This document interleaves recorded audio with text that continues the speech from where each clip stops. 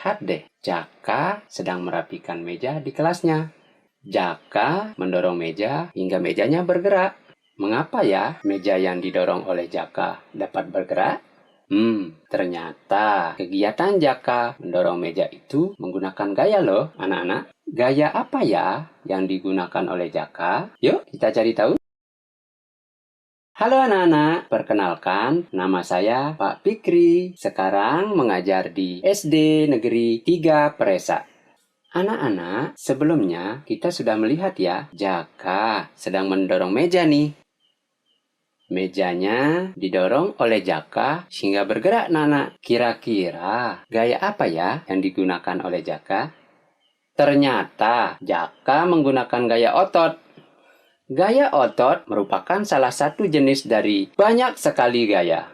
Lebih tepatnya, ada 5 gaya. Di antaranya, ada gaya gravitasi atau gaya tarik bumi, ada gaya gesek, ada gaya magnet, gaya listrik, dan gaya otot yang tadi Bapak ceritakan. Kira-kira apa ya contoh dari gaya otot? Ada yang tahu? Ya, tepat sekali. Mendorong meja adalah salah satu contoh dari gaya otot. Bagaimana dengan gaya yang lain? Simak penjelasan Pak Guru ya. Yang pertama adalah gaya gravitasi atau gaya tarik bumi. Contoh gaya gravitasi adalah batu yang dilempar akan jatuh atau kembali ke tanah.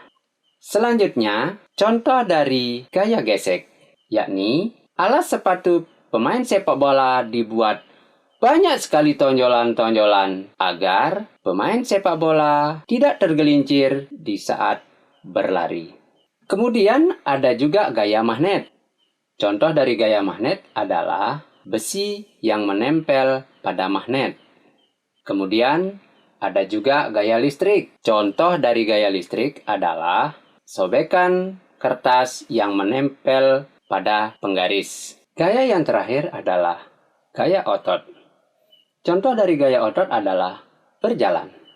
Ternyata kita bisa berjalan karena adanya gaya otot. Bukan hanya itu, dengan gaya otot kita bisa berlari, mengayuh sepeda, berenang, dan mengangkat benda. Jadi, gaya otot adalah gaya yang dihasilkan oleh kekuatan otot makhluk hidup baik manusia maupun hewan. Sekarang, coba amati di sekitar kalian. Lalu, temukan contoh-contoh lain dari pengaruh gaya otot.